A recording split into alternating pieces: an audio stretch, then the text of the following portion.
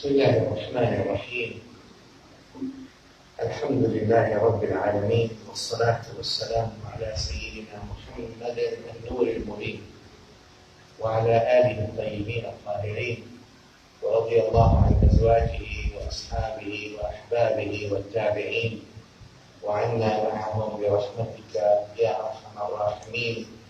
أما بعد، أيها الأحبة في الله، السلام عليكم ورحمة الله تعالى وبركاته. بسم الله الرحمن الرحيم. قل فبفضل الله وبرحمته فبذلك فليفرحوا هو خير مما يجمعون. Say the meaning of the ayah. For the grace of Allah and because of the rahmah of Allah, they shall be happy and joyous and celebrating. For the rahmah of Allah and the grace from Allah is much better than what they collect. خَيْرٌ مِمَّا يَجْمَعُونَ. Whatever you may collect in your dunya and you are happy for, being happy for the rahmah that Allah gives you supersedes all that for those who see. The month of Rabi' al-Awwal is not just a month of love and a month of spring. Rabi' in the Arabic language means spring. Of spring, in the spring, flowers blossom, things happen, beauty is restored.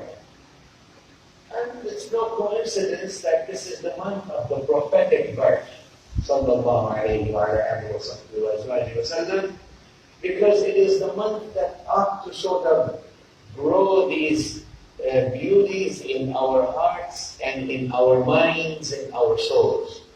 Al-Mustafa sallallahu alayhi wa sallam came after almost 500 years of the departure of Isa alayhi salam. Well, you know what happened to Sayyidina Isa, no need to go into the details. Like the other prophets, Allah Ta'ala sends them to help people. And the prophets alayhi salatu wassalam are not looking for worldly gain. They're not dunya focused. They like to use the dunya for the akhirah. Some people use their akhirah for their dunya. The prophets use their dunya for their akhirah.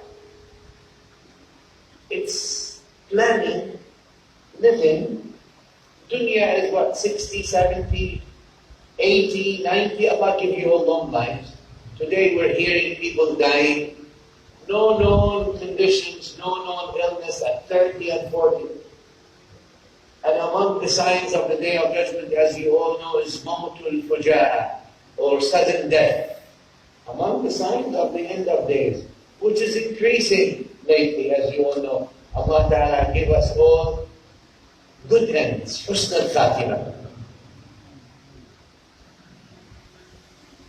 Sayyidina Isa alayhi salatu wasalam, 30 years old, according to most historians, he comes to help the people.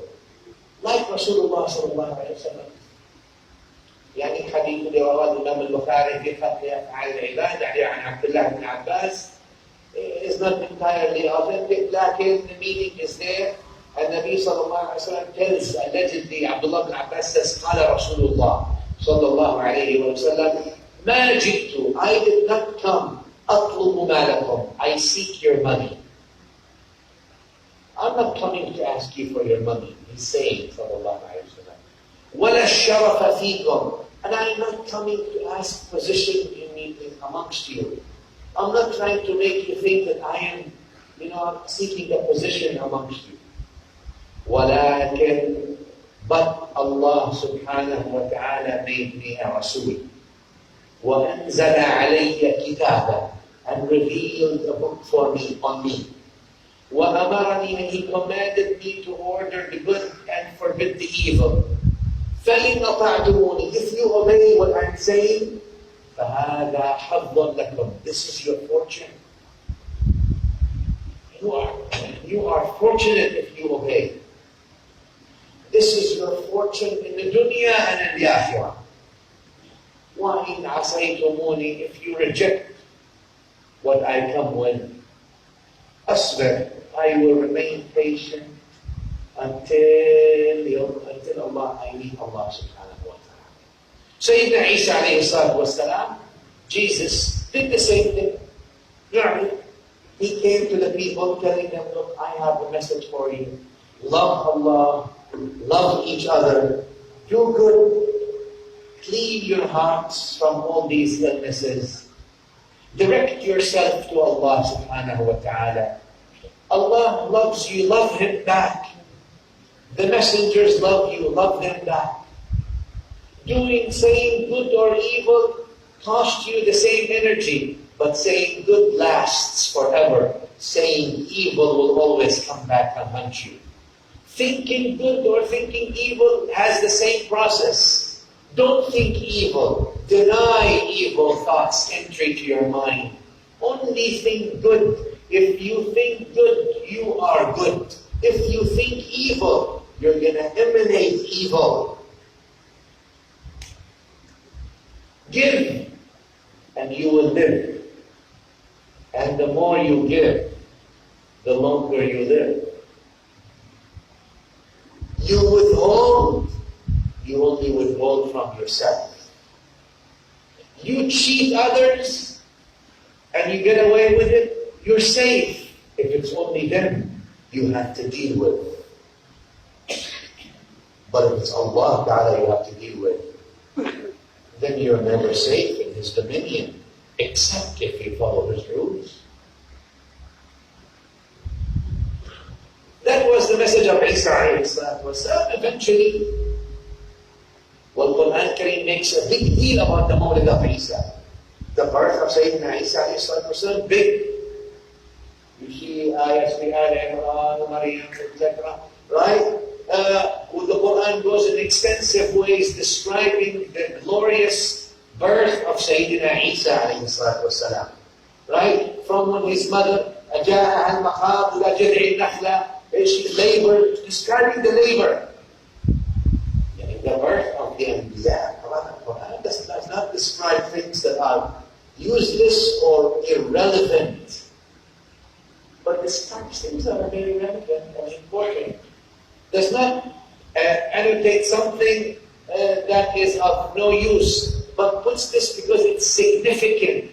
So it describes to us how our Master Maryam radiallahu anha, Sayyidina Maryam, the labor comes to her, Jibreel alayhi salatu wasalam, she delivers Sayyidina Isa alayhi salatu wasalam, and after that immediately Sayyidina Isa alayhi salatu wasalam starts speaking. قال إني عبد الله آتاني الكتاب وجعلني نبيا وجعلني مباركا, and He made me mubarak everywhere I go. وأمرني بالصلاة والزكاة, and He ordered me to do salah, and He ordered me to do zakah, so long I live. وَبَرًّا بِوَالِدَتِي, and He asked me to be good to my mother. What are the messages of the Anbiya? He asked me to do salah so long I live. And He asked me to do zakah so long I live. And He asked me to be good to my mother. وَبَرًّا بِوَالِدَتِي. And He did not ask me to be a tyrant and wretched and evil.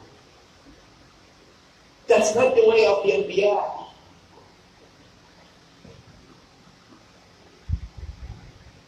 Then they tried to kill Him many times, Sayyidina Isa alayhi salatu wasalam. Even people speak about the path of sorrow and the path of pain, and and even allegedly, and we don't have exact numbers, but among the Hawariyin, the 12 people allegedly or so that were around Him, or whatever, how many numbers they were, even one of them sold them out allegedly, and that was the reason for the crucifixion or the alleged crucifixion anyway.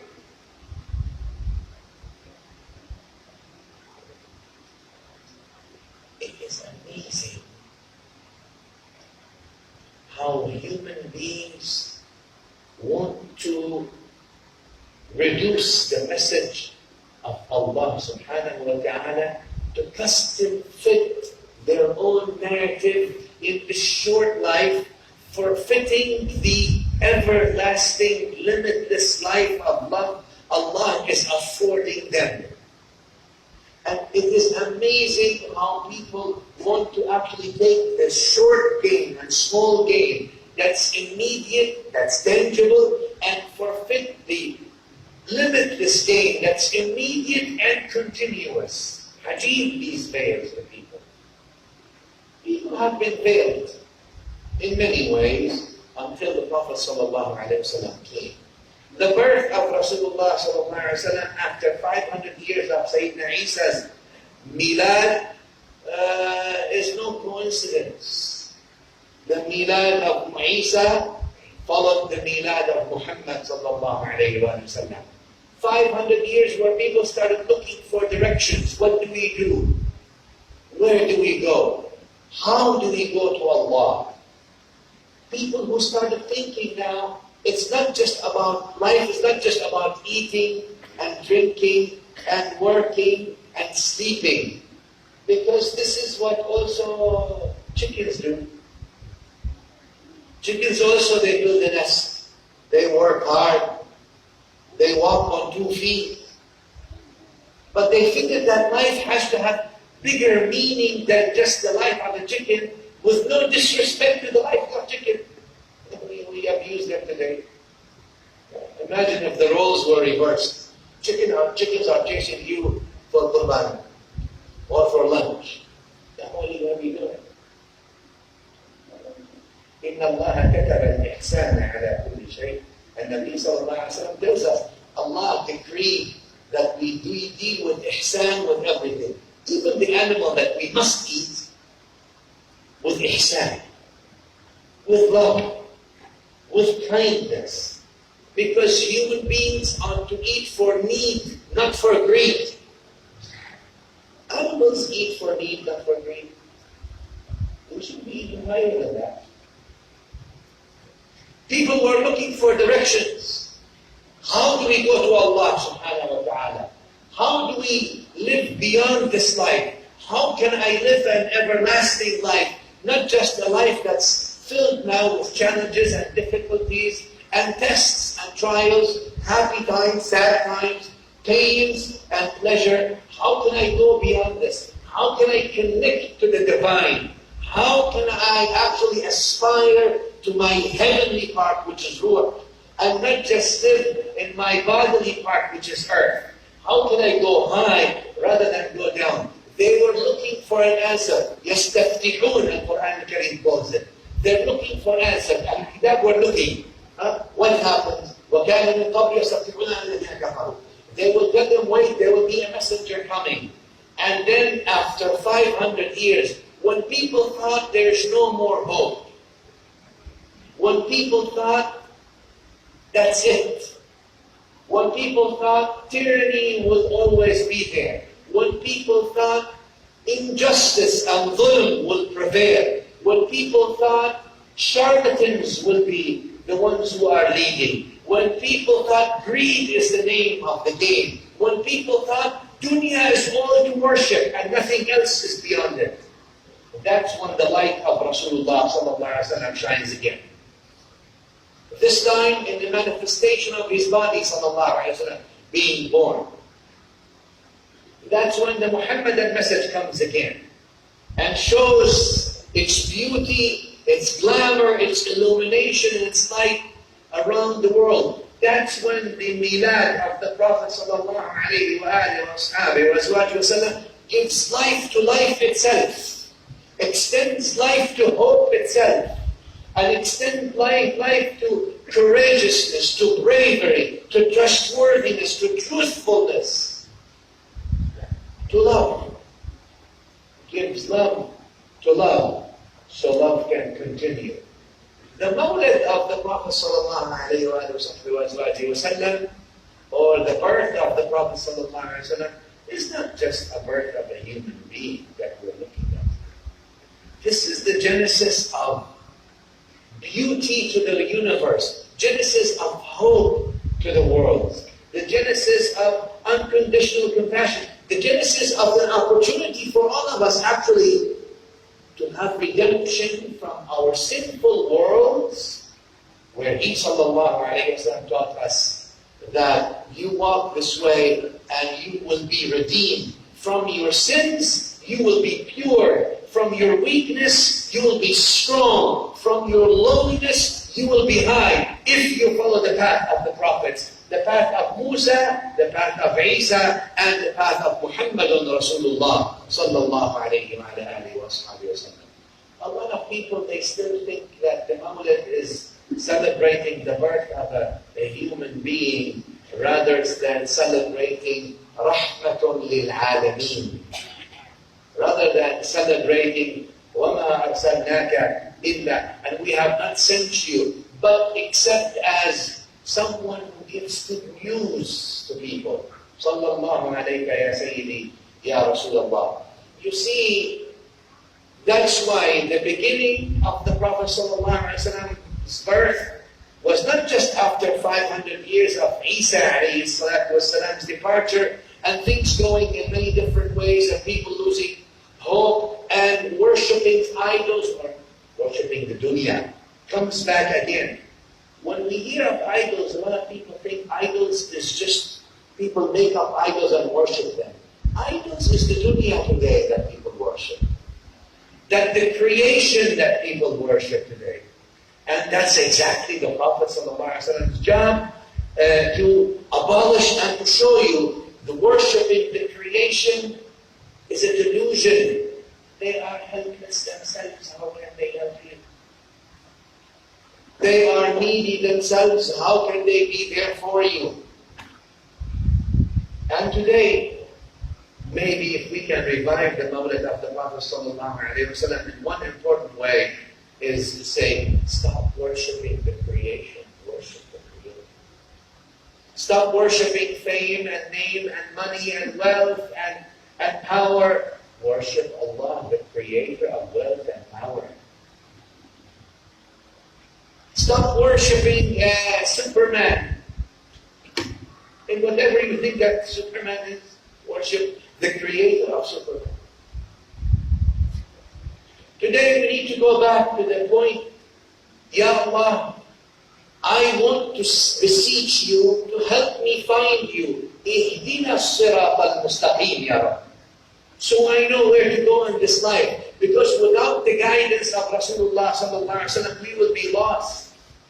The sirat mustaqim is not just chaotic and left. Bismillah ar-Rahman ar-Rahim, wa innaka latahdi ila sirat al-mustaqim. You, Ya Muhammad, guide to sirat al-mustaqim. Which sirat is that, Ya Allah? Sirat Allah. This is the sirat of Allah. Ya Muhammad, you're the guide to that sirat. When we follow the Prophet ﷺ's ways, we're trying to actually go to Allah. We're trying to find our ways to be connected, to be away from this lost feeling. I don't know what to do. I don't know where to go. I don't know what my goal in life is. I am lost. I'm doing here a little bit, and here a little bit, and here a little bit, and here a little bit. I am spread out through all kinds of creation, but I'm not focused on the path to the Creator. Muhammadun Rasulullah is the path to the Creator. That's why he sallallahu alayhi wa sallam focused on the heart first. Today we focus on the body, then the mind. Body first, then the mind. The Prophet ﷺ's focus was heart first. Everybody's got a heart. And all people's heart are hearts. Bodies, people will disagree which body is better. Minds, people will disagree which mind is higher. Lakin heart, everyone has got one.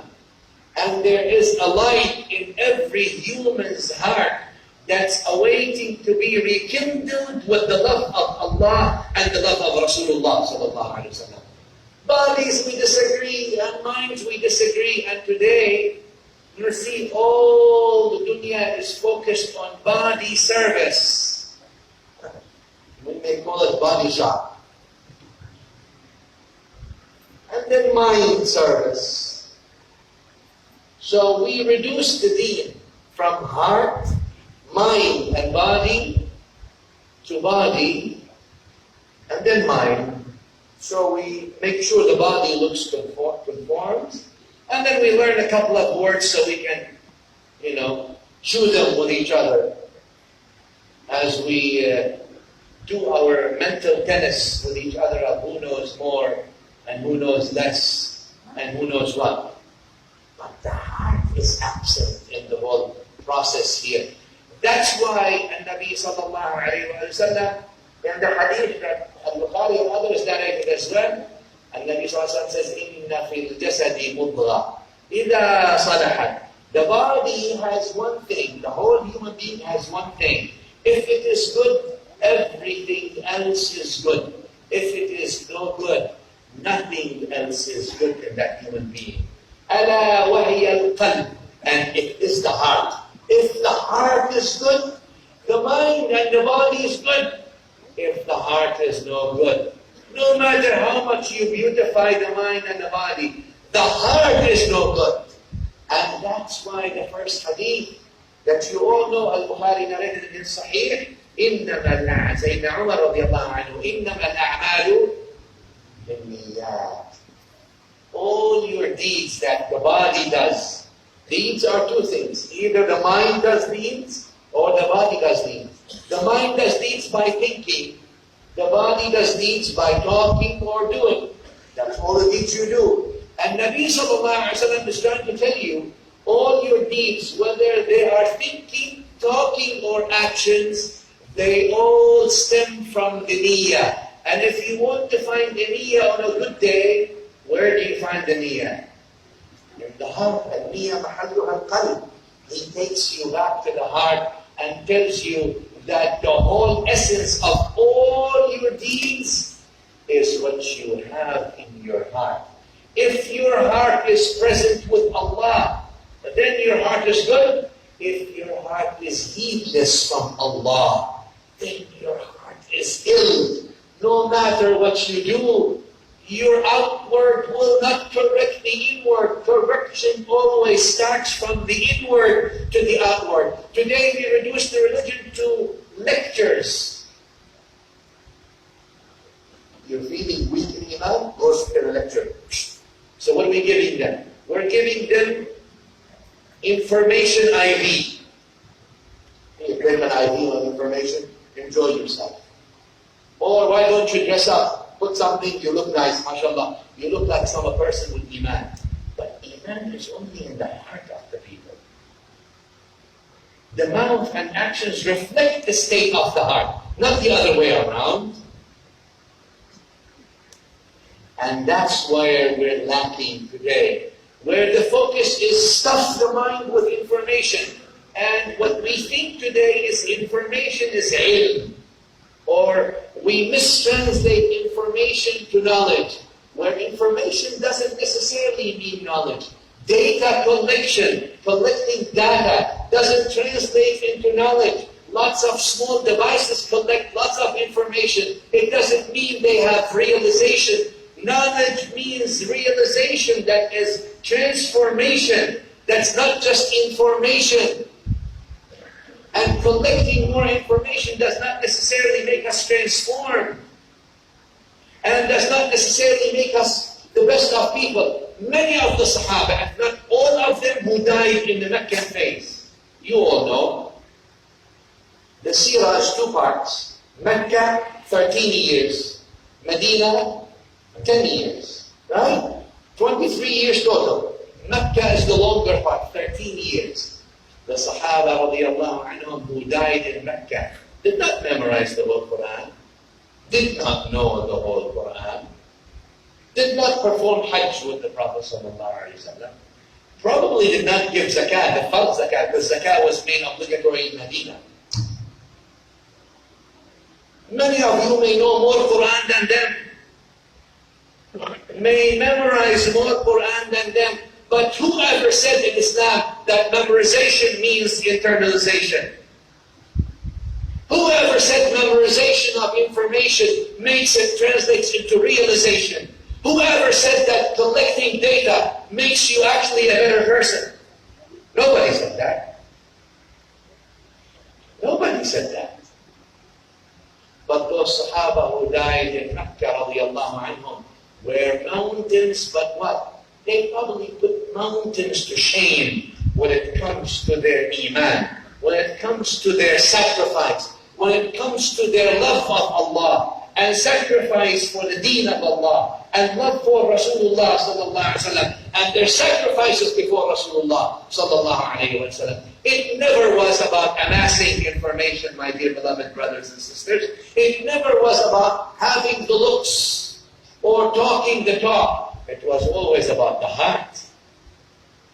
إِذَا صَلَحَ, and Nabi sallallahu alaihi wasallam said, if the heart is good, you're good. You're good. But if the heart is not good, Allah says, إِنَّهَا لَا تَعْمَى الْأَبْصَارِ وَلَكِنْ تَعْمَى الْقُلُوبُ الَّتِي فِي الصُّدُورِ. The eyes are not blind. The eyes see, but the hearts are blind. The meaning of the ayah. And if the heart is blind, it will be more blind in the akhirah. وَمَنْ كَانَ فِي هَذِهِ أَعْمَى فَهُوَ فِي الْآخِرَةِ أَعْمَى وَأَضَلُّ سَبِيلًا. That's why people until today, they see Rasulullah sallallahu alayhi wa sallam, some people, as data delivery person. Ya miskeen. Rather than the message from Allah that's dynamic, living, filled with love, transformation, knowledge, and generosity, and nobility, and change, and everything that's good that's coming from Allah. They still see it as data transmission what they don't realize, it was not about data transmission. It was nobility transmission. It was generosity transmission. It was decency transmission. It was dignity and honor transmission. It was standing tall in the servitude of Allah transmission. It was actually serving the Creator by serving the people transmission. It was selfless love and selfless contribution and selfless positive giving back to society transmission. It was not data transmission only. Those who think it was data transmission, they look at Rasulullah as a bashar only. Not as إِنَّمَا أَنَا بَشَرٌ مِثْلُكُمْ يُوحَى إِلَيْهِ, but I receive wahi. I am a human being like you, but I am not like you. The ayah is saying, basically. إِنَّمَا أَنَا بَشَرٌ مِثْلُكُمْ, I am a human being like you. That's the first aspect. But the second aspect, يُوحَى إِلَيْهِ, I receive wahi. So, I am like you in my bashariyah, but I am not like you in my prophethood. For I receive wahi, and you don't. I am connected to heavens, and you don't. But guess what? You can't be connected to heavens if you are connected to me. Because al-nubuwwah is ata from Allah, and nubuwwah is a giving by Allah to the people. And as if al-nubuwwah or prophethood is opening away from heavens to earth, for the people to connect to heavens, and opening up a way for people to elevate themselves and ascend through that way of the prophets on that heavens. So the prophethood by itself is a grace from Allah unto human being, and prophethood itself is a way that you can walk onto or with to go to the pleasure of Allah Rabbul Alameen. I am a human being like you, but as a prophet, I am not like you. In my earthly component, I am born to a father and a mother like you, but in my prophethood component, I am Rasulullah, not like you.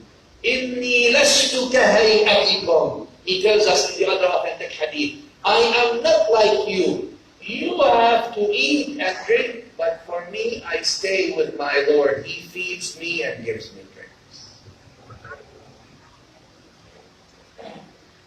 When we talk about the Mawlid, I think we need to look at the birth of the Prophet ﷺ and see what this Mawlid or birth means for us. For many years now, for the past 40 years at least, in the past 40 or 50 years maybe, in the life of the Ummah, the word Mawlid became a stigma. How can you say Milad, Mawlid, birth? What's wrong with you? Is this shirk, bid'ah, kufr, what is it? And all these words were used. All kinds of intellectual terrorism was used. By ignorance. Because only ignorance terrorized. Only ignorance stigmatized for something the Prophet ﷺ himself said in Sahih Muslim when he was asked, the hadith of Abu Qatada al-Ansari, why do you fast on Monday? He says, it's the day I was born. He did not choose to leave his day of birth unmarked. He put a mark to it. And that mark is for me and you to remember. Because he doesn't do anything without wisdom. Sallallahu alayhi wa sallam. Hasha. Wisdom is all his, alayhi wa sallam. So now that people are more courageous, and even those who thought, Mawlid was not a good idea today, alhamdulillah, they're softening their rhetoric, and we're praying for a total revisionism that is transparent on why they did takfir of others, and why they called others kuffar and mushrikeen, why they called Muslims mubtadi'ah, and all these things. It would be nice to have that. So we don't fall into it again. It's not to blame anyone here. We love everybody. But I think it's important for all of us today to not wait for people to arrive at academic or spiritual maturity and not necessarily be guided by what most people do or say, but be guided by what Allah subhanahu wa ta'ala said and what is authentic in the sunnah of Rasulullah sallallahu alayhi wa sallam, even if there's no one else with you. Because people come and go, and their maturity ranges, and we don't have 40 years to wait for people's maturity to actually express our happiness for the birth of Rasulullah sallallahu alayhi wa sallam. So I think it's important for all of us to move from now comparing data and data collection to a transformative phase. What does that mean? How can the Mawlid of Rasulullah make me a better human being? How can I be a better Muslim, a better human being, a better father, a better mother, a better brother, a better sister, a better uncle, a better aunt, a better son, a better daughter, a better student, a better worker, a better citizen of this world? This is what the Prophet ﷺ Mawlid is all about. And this is the love that he came and taught us. I always say, if you love Rasulullah ﷺ, what I mean by that, not the mind love. We all have mind love. Yeah. Transactionally, we say, sure, I love Allah, I love Rasulullah ﷺ. I'm not talking about that. Mind, logical transactions we do in our minds, and we count it as love. Because you all know, you don't love your beloved children through your mind and transaction like that. Sure, I love my child, he's my DNA. No, you love them with your hearts. And I am saying for those people who, may Allah grace us all with that, who have the love of Rasulullah ﷺ living in their hearts. Not a day goes by, but the light, I don't want to explain. The love of Rasulullah ﷺ is illuminating their heart in one way or another. Not a day goes by in their life where they are forgetful of Rasulullah sallallahu alayhi wa sallam. For those whose heart is still living with the love of Rasulullah sallallahu alayhi wa sallam, I say this. If you love him sallallahu alayhi wa sallam, every day is milad. If you have that love in your heart, every single day is. And other than that, you have to wait for